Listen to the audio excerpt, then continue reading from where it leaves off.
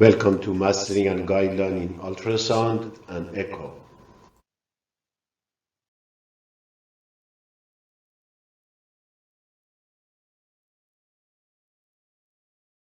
Hi everyone. Here we have hands-on experience number 20. This is a patient, 72 years old, post-valvular replacement, and he got it shortness of breath after 2 days of the procedure. First of all, can you say what type of the valve we have here? And second, does the finding or complication you can see on here can explain the shortness of the breath for this patient? Here we get extra images, as you can see in apical 4 chamber and apical 3. Uh, beside of the classification of mitral valve here and a little TR here, do you see any another abnormal finding on this view? And here you can see continuous Doppler at this level.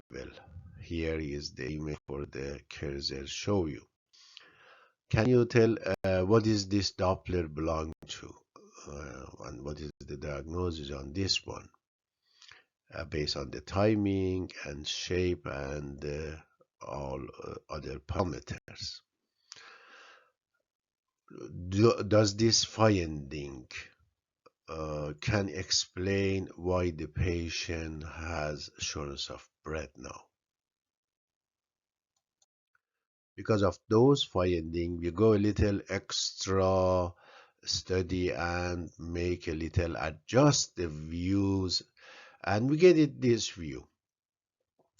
This view, can you tell what view is this? And now based on this view, can you tell exactly what is the diagnosis? And now if that our patient's problem is due to this finding or not, and what evaluation you can do. Can you do any extra study on this patient? Now let's see what is going on with this patient.